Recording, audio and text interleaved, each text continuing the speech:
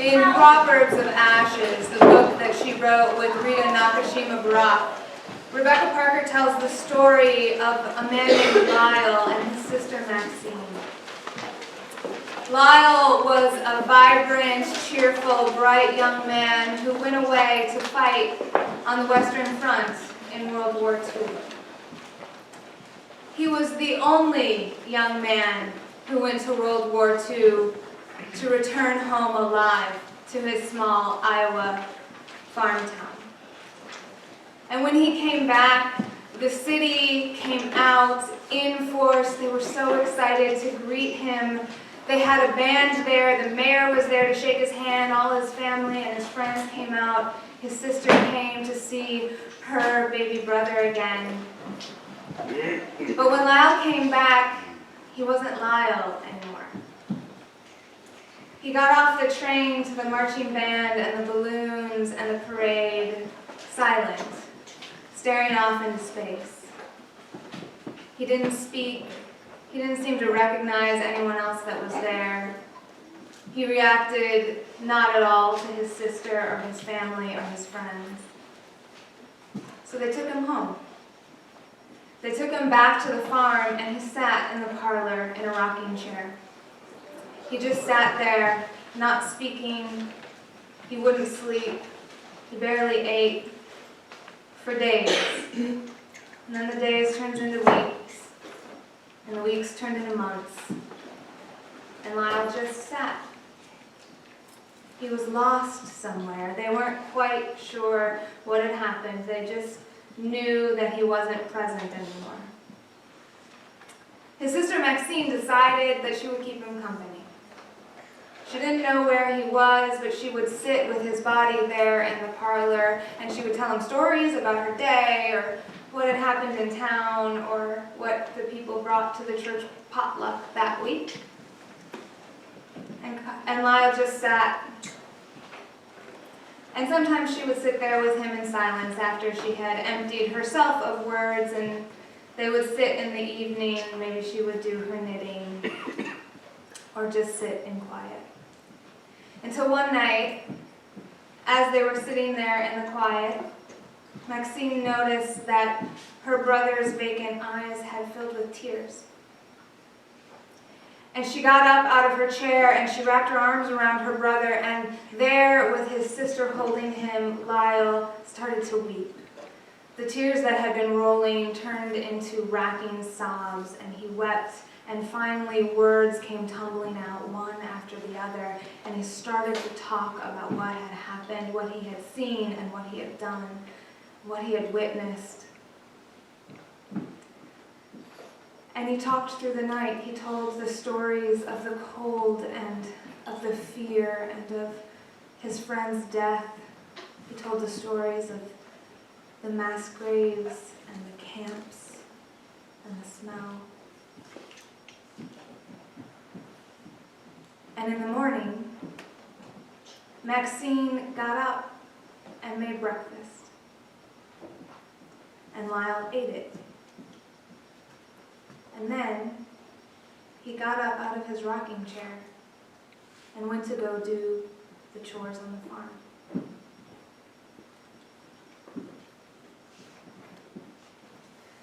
There are many reasons that we leave our true selves. There are many reasons that we leave the home of our soul, of our integrity, our place of being, of our community. Sometimes we get out of right relationship with ourselves, with each other. We get lost. We need a way to return. We need a way to come home and be reborn into new lives, into new selves, recommitted to our soul and our sense of integrity, and knowing a new way to stay at home, or at least how to get back when we get lost. In our journey, there are always mistakes. There are always going to be times when we miss the mark. There are accidents, there's neglect. Sometimes there's even deliberate cruelty. Sometimes it's us. We're the ones who miss the mark. And sometimes it is the people with whom we are in relationship who mess it up. Neither one of of these experiences is particularly fun. Both require facing one's own ego, one's triggers, and the snaky stories that we tell ourselves about who we are and what our place is in the world and how that world works. This is the most difficult when the scariest stories that we tell ourselves get triggered. What do we do when it seems like the worst reality is coming true? How can we face ourselves or the people with whom we are in relationship again? How can we face the world if it's just a place of cruel indifference where might makes right and no one seems to care? It's not possible to process those feelings without first being present to them. To have any hope of getting through it, we have to honor the fear and the horror that we're experiencing. We have to honor the grief and the despair.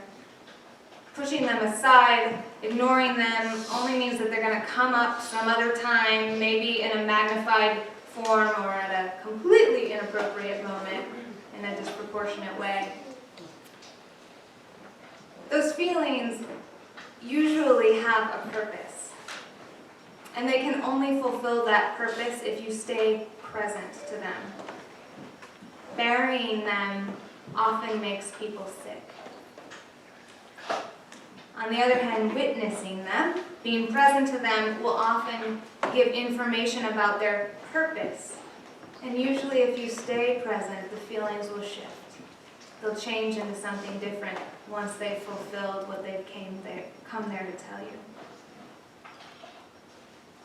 Honoring the feelings means being in right relationship with yourself. It means being honest about who you are and what you are truly experiencing, even if it's really difficult. Unfortunately, there is no way out of the dark night of the soul. There is only a way through it. Fortunately, your soul is keeping a light on for you at home. And in their own way, your feelings can lead you back there. So even as you honor the full experience of your feelings, even as you witness them and their truth, it's important to keep in mind at the same time what your own patterns are. You have to be present to yourself first. There's no need to chastise yourself as waves of emotion crash down on your head. It's not useful. But when the waves subside, it's important to recall what your particular patterns in conflict and struggle tend to be. For some of us, we have a strong pattern of self-blame. We blame ourselves for everything that goes wrong. We think that we don't deserve love, or we don't deserve to be treated well, or to have good things happen to us in our lives. For people who think primarily in patterns like this, their balance, the return to center, and the ethical thing to do is to realize that you are a part of the whole. So it's part of our ethical work to do no harm, to be respectful, caring, and fair, and to make things better in the world. The thing for the self-blamer to remember is all of that applies to you too. It's often the most difficult thing to remember, but you're a part of the whole. So when you talk about being good to the whole, that means that you're included in it. Sometimes for the self-blamer, the centering work is to be good to yourself first, because that's the place you most often make mistakes. So you have to focus on rebalancing and coming home to your center by having more compassion inside your own head. Others of us have a regular thought pattern of blaming others first for things that go wrong. We can see clearly how everyone around us is messing it all up. And we often have very helpful advice for how they might get their lives in order. When we lose ourselves or when we lose our way, it's probably wobbly because of our parents, or our spouse, or maybe because our boss is truly terrible. While any or all of those things may in fact be true, if our thought pattern is primarily focused on what everyone else is doing wrong, then the balance, the return to center and the return to integrity comes from taking more responsibility for our own role in the messes in the world and our lives. Now, make no mistake about it, finding balance is a very tricky proposition. It's kind of like standing on something that rolls. You wobble back and forth, sometimes you fall down and smack your head, sometimes the pendulum swings way too far in the opposite direction and you do the opposite thing too often. Sometimes patterned self-blamers will need to take more responsibility because they've gotten too far into the other side, and sometimes patterned other blamers will need to hold more compassion for themselves. By following your own patterns over time, you'll be more able to identify your own swings through and around and outside of what you usually do.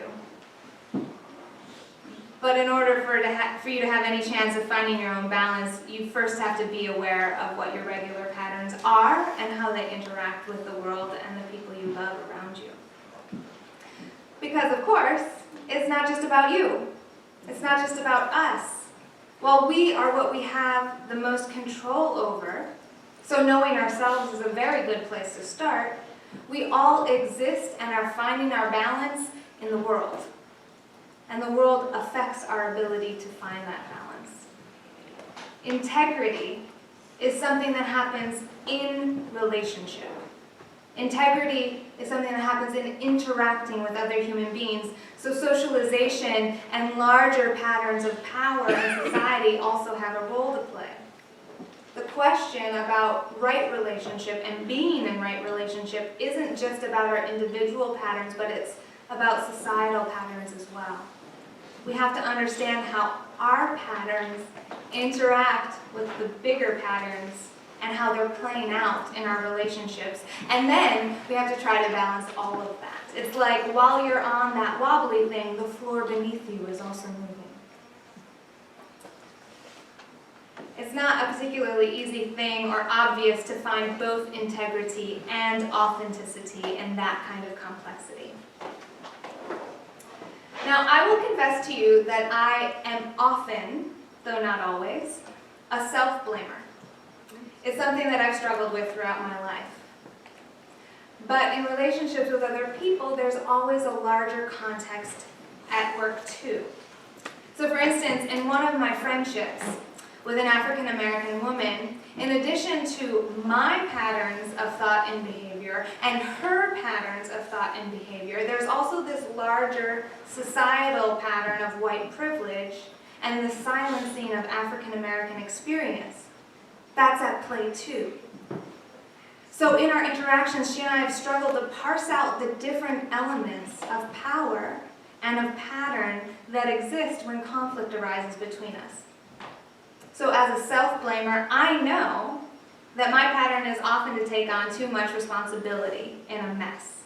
I know that I tend to think it's all my fault, and my balance is by saying, actually, I'm not the worst person in the world. Maybe there's some responsibility to go around here.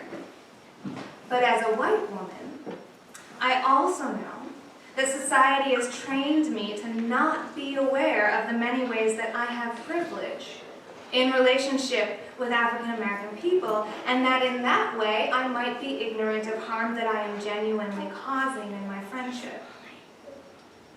So in the larger societal pattern, I'm used to not taking enough responsibility.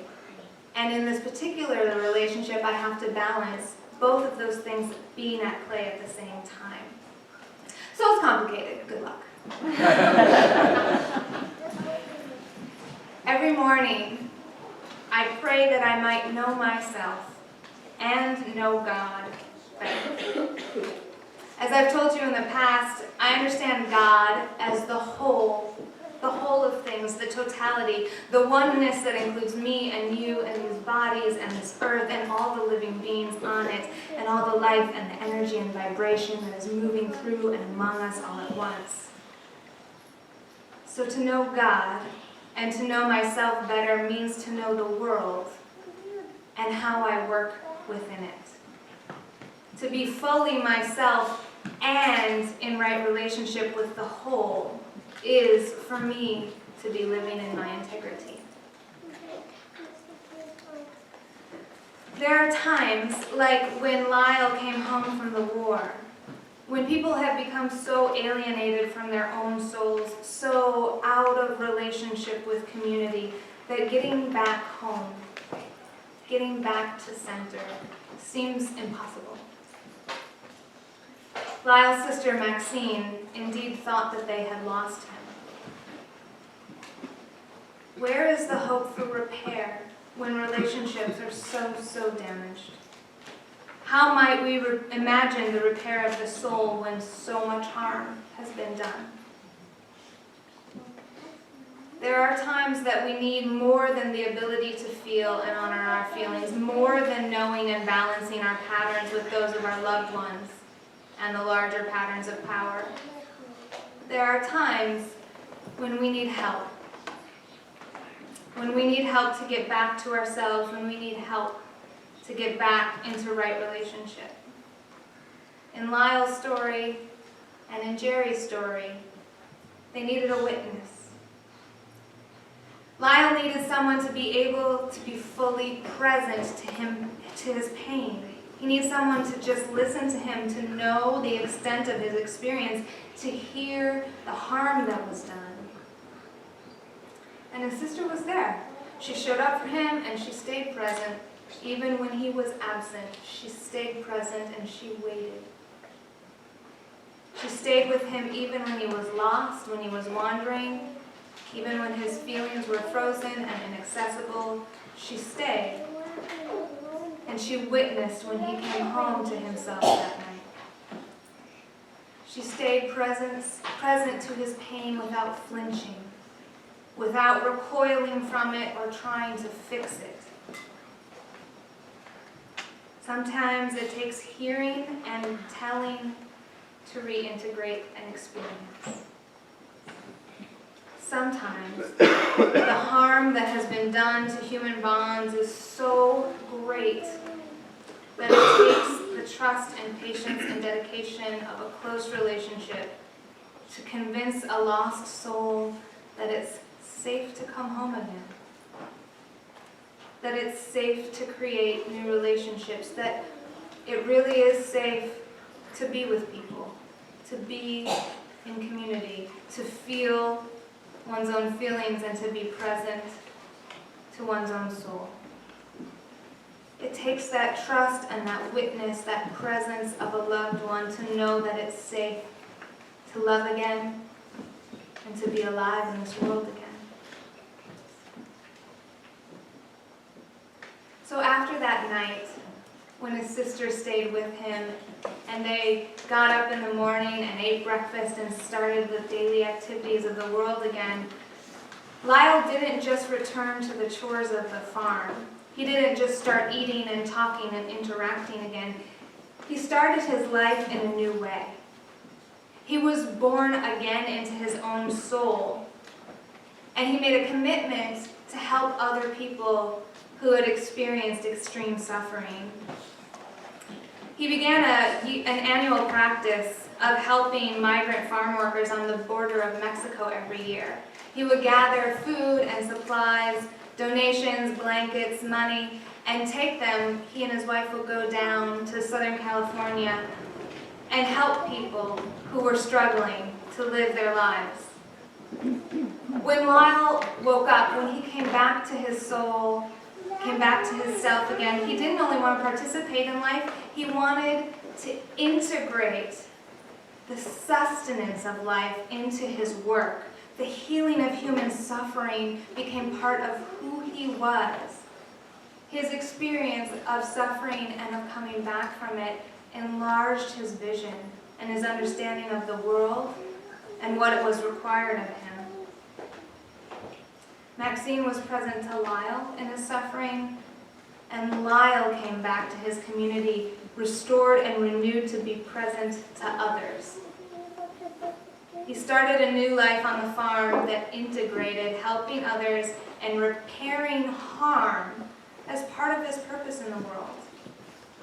It was part of his expanded sense of self, his expanded sense of being alive.